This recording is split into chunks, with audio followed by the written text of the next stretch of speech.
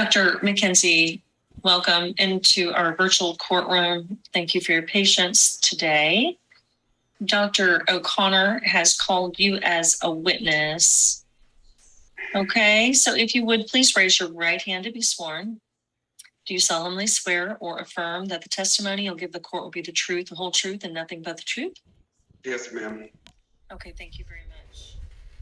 All right, and Dr. O'Connor's going to have some questions for you first, and then Mr. Thompson will likely have some follow-up questions for you. I ask that you do a couple things for me. First, listen carefully to the questions and only answer the questions asked of you. If you hear an objection, just pause a minute for me so that I can rule on those objections before you answer the question. And make sure you're not looking or referring to anything during your testimony until and unless someone asks you to do that, okay? Yes, ma'am. Okay, thank you. Go ahead, Mr. O'Connor. Yes, Your Honor. Thank you very much. First, I'd like to ask if I could admit Dr. McKenzie's CV and share that with the screen, if I may. Okay, there he is. I'm going to share his CV. Is it seen by all parties? I can see it up on the screen. I don't know which exhibit number that is, though. I'm sorry, Your Honor. It's exhibit number 72.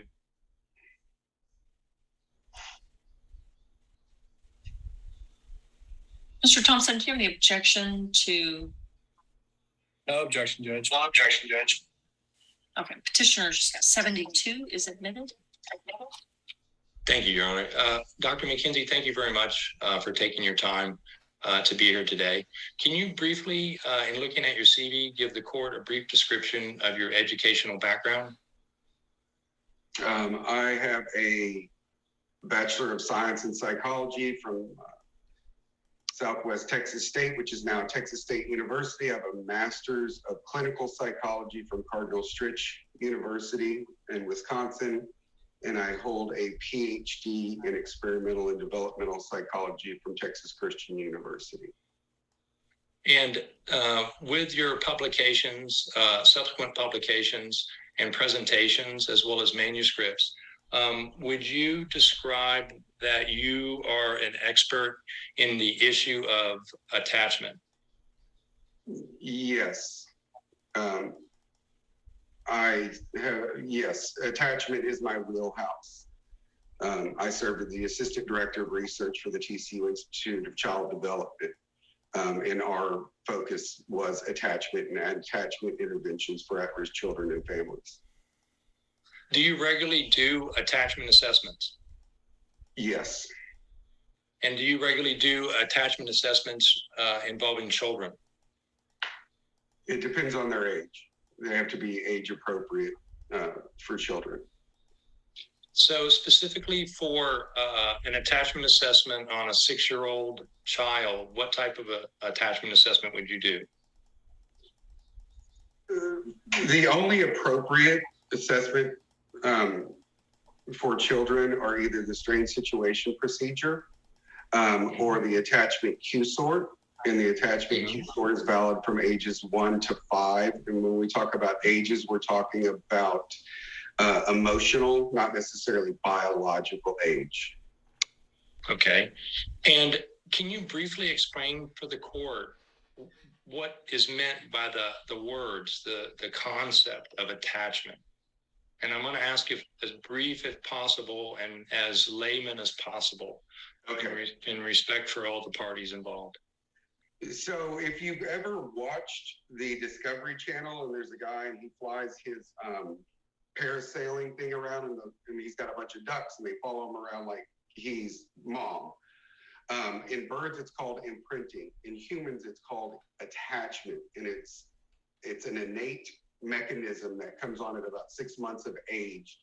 And it is that relationship between a parent and child. So when we talk about attachment, it is the parent-child relationship, although there's permutations of how the word is used. But in layman's terms, we're talking about that parent-child relationship and bond. So one aspect and correct me if I'm wrong, is there's an innate ability to attach that humans have. Is that correct? Yes, it comes online at about 6 months of age. And then there's that innate ability that's passed down from, let's say, parents to their children. Yes, that's a very simplistic interpretation, but yes. I'm a simple kind of guy, I think. So bear with me, please. And also, in the time that we have, another concept of attachment, correct me if I'm wrong, is the actual attachment of the child to the parent, or the child to the other attachment figure, so to speak. Yes. When we talk of attachment, every one of us has an attachment pattern, which is our personal subconscious, unconscious pattern of relating to other people. And then attachment relationship is that bond between a parent and a child. So there's two different things. We each have an internal attachment pattern that dictates that relationship, that attachment relationship. And the parent always drives it because that's how we're built. Okay. And so did you do an attachment assessment with Dr. O'Connor? Yes. Okay. May we review that? If I could ask to admit, bear with me 1 second, Your Honor. Mr. If Thompson, I it could looks ask, like you're speaking, but you're Objection. muted.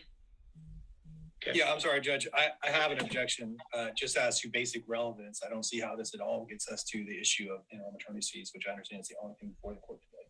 I'm going to have to sustain the objection. Dr. O'Connor, you don't have any live pleadings. What is this relevant to?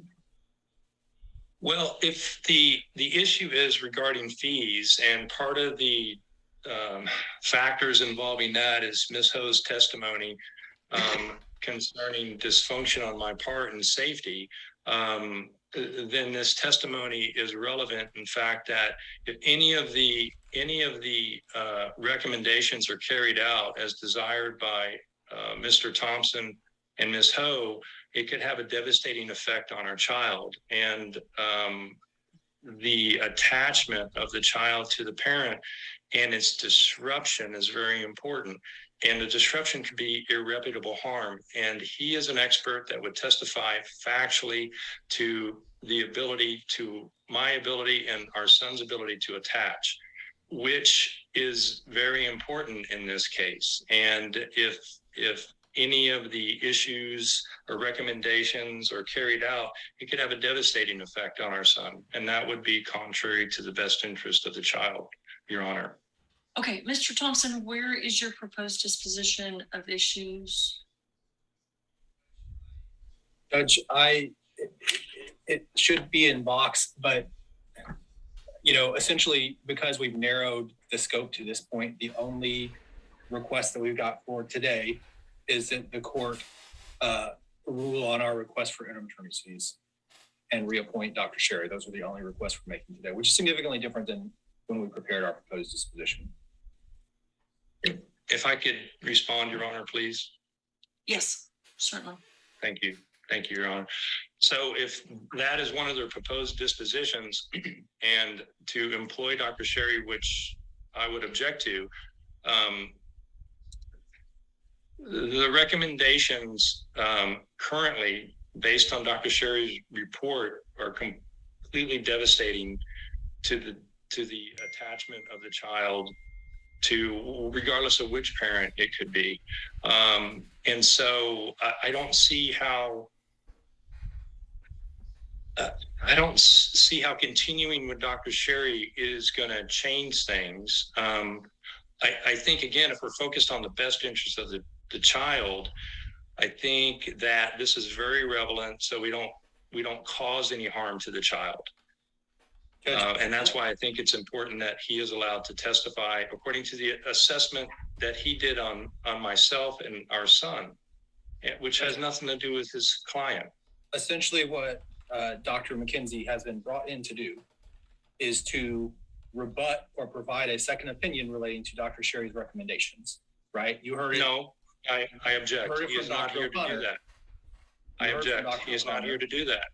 He is here as an expert with attachment, and he's a fact witness concerning the attachment assessment he did with myself and my son, our son, excuse me.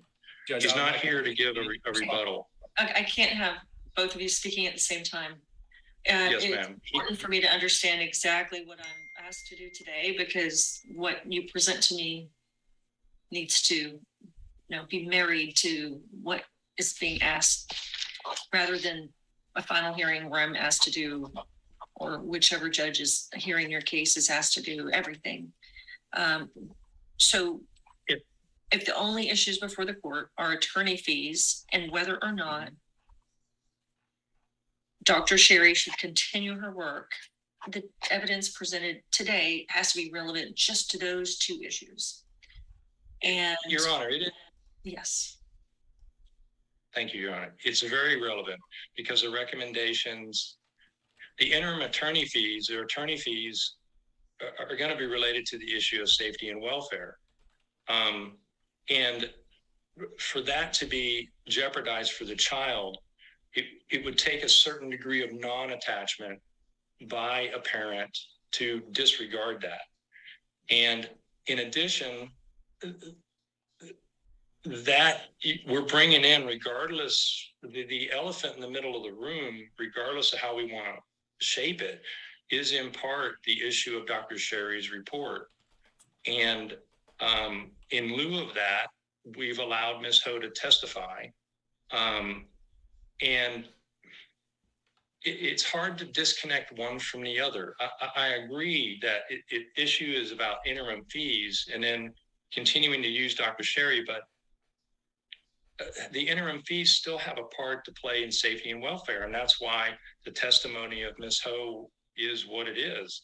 And I think we were all aware of that. And I think that using Dr. Sherry on a continued basis could be devastating to the welfare of the child.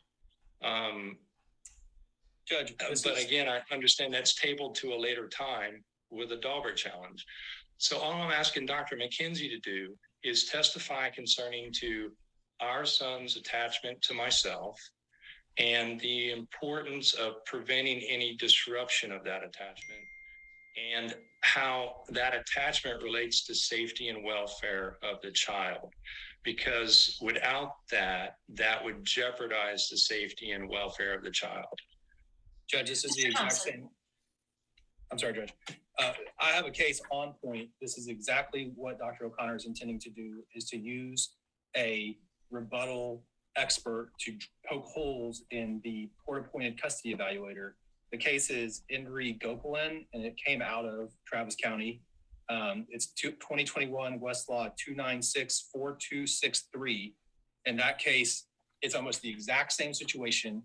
Ultimately, Judge, Dr. McKenzie will not be allowed to testify at a hearing where the actual recommendations are being considered and the custody evaluation is being considered. Their avenue is to Daubert challenge Dr. Sherry, which I think would be appropriate, but it does not today guide this court in any useful way on whether interim attorney's fees are necessary based on our allegations.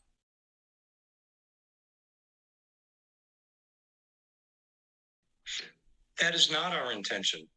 Again, the intention is that Dr. McKenzie will speak to the issue of attachment, which speaks to the parent's ability to maintain the safety and welfare of the child, which the fees are dependent upon. I'm very well of Copeland case, and that's not the intention. And all we're asking Dr. McKenzie to do is testify, and none of my questions have centered around Dr. Sherry's recommendation. We're talking about attachment and attachment as it relates to safety and welfare. Mr. Thompson's not asking to change your visitation schedule today. That's not what I'm hearing. So there's nothing about attachment that's going to be helpful to the court today.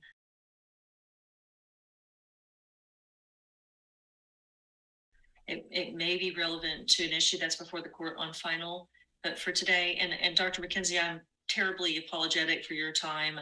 I know you've been waiting, but the court can't find that your testimony would be relevant to any issue that I need to decide today, and you are excused as a witness and free to go. Okay. Yes, ma'am. Thank you very much. Thank you. Okay. we need to just to get this wrapped up.